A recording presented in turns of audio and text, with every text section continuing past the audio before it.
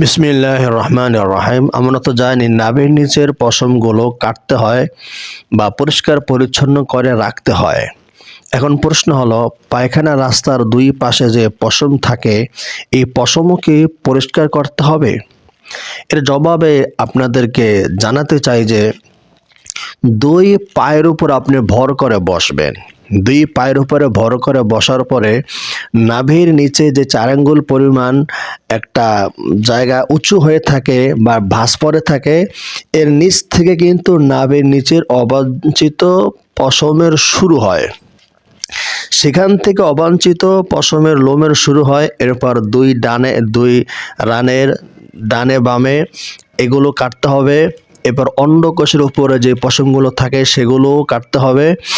এরপরে প্রয়োজন অনুসারে মলদ্বারের দুই পাশে, পায়খানা রাস্তার দুই পাশে যে লোমগুলো থাকে সেগুলোও কিন্তু এই নাভির নিচের পশমের অন্তর্ভুক্ত করা হয়।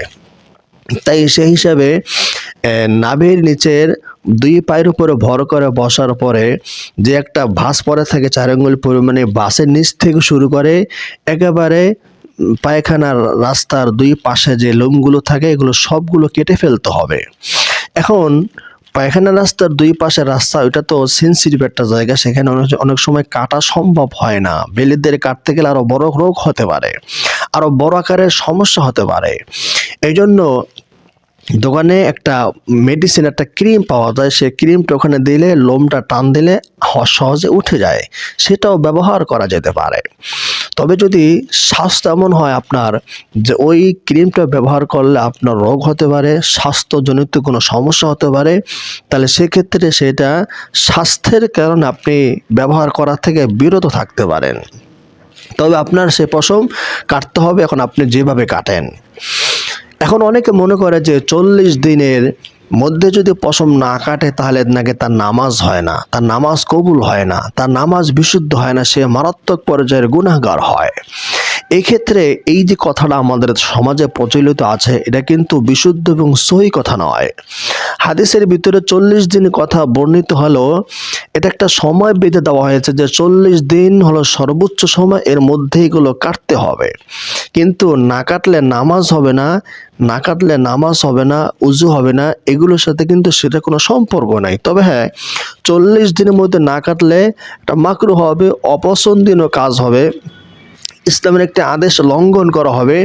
এই কারণে নামাজ হবে না, এর সাথে কোনো সম্পর্ক নেই। কথা বুঝে আসছে? যেমন মনে করেন কে উযু করলো, উযু করার পরে টিভিতে খবর দেখলো বা খেলাধুলা দেখলো বা অন্য কিছু দেখলো, তাহলে কিন্তু তার উযু ভঙ্গ হবে না। শুধুমাত্র টিভি দেখলে উযু ভঙ্গ হয় না। এরপর উযু থাকা অবস্থায় কেউ সিগারেট খাইলো, ধূমপান করলো, তাহলে কিন্তু তার উযু ভঙ্গ হবে না। একটা অপরাধের কারণে কিন্তু তার উযু ভঙ্গ হবে না। উযু ভঙ্গ হওয়ার জন্য সুনির্দিষ্ট কিছু কারণ আছে, ওই কারণগুলো পাওয়া গেলেই কেবলমাত্র উযু ভঙ্গ হবে, নতুবা উযু ভঙ্গ হবে না। ঠিক তেমনিভাবে নামাজ কবুল না হওয়ার জন্য নির্দিষ্ট কিছু কারণ আছে, সেগুলো পাওয়া গেলে নামাজ হয় না। তো অবাঞ্ছিত লোম থাকলে যে নামাজ হবে না, এটা কিন্তু ওই কারণের অন্তর্ভুক্ত নয়। আশা করি বিষয়টি আপনাদের বুঝে এসেছে। আর 40 দিনের মধ্যে যে পশমগুলো কাটতে হবে, নখ কাটতে হবে সপ্তাহে 1 দিন। এবারে দুই বগলের নিচে পশম, এগুলো কাটার পরে পশমগুলো কি করবেন? অনেকে বাথরুমে ফেলে দেয়, ওই টয়লেটে গিয়ে পশমগুলো পরিষ্কার পরিচ্ছন্ন করে, এরপরে সেই পশমগুলো বাথরুমে ফেলে দেয়। আসলে বাথরুমের মধ্যে এই পশমগুলো ফালানো ঠিক নয়। আল্লাহ সুবহানাহু ওয়া তাআলা বলেন, ওয়ালাকাদ কাররামনা বানি আদম, যে আল্লাহ তাআলা বনি আদমকে, মানুষকে সম্মানিত করেছেন। মানুষকে সম্মানিত করেছেন। একটা মানুষ একটা দেহের সম্পূর্ণ অঙ্গ প্রত্যঙ্গ দ্বারা একটা মানুষ হয়। একটা আঙ্গুল, 2টা আঙ্গুল, 3টা আঙ্গুল, 5টা আঙ্গুল, সবগুলো মিলেই কিন্তু একটা মানুষ হয়। মানুষের চুল, এটা কিন্তু একটা মানুষের অংশ। তাই চুল, পশম এগুলো সম্মানিত জিনিস, তাই এগুলো কাটার পরে টয়লেটের মধ্যে ফালানো ঠিক নয়।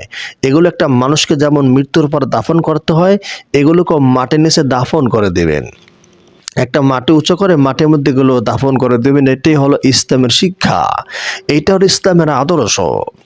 আশা করি বিষয়টি বুঝে আসছে। আল্লাহ তাআলা আমাদেরকে বোঝার তৌফিক দান করুন।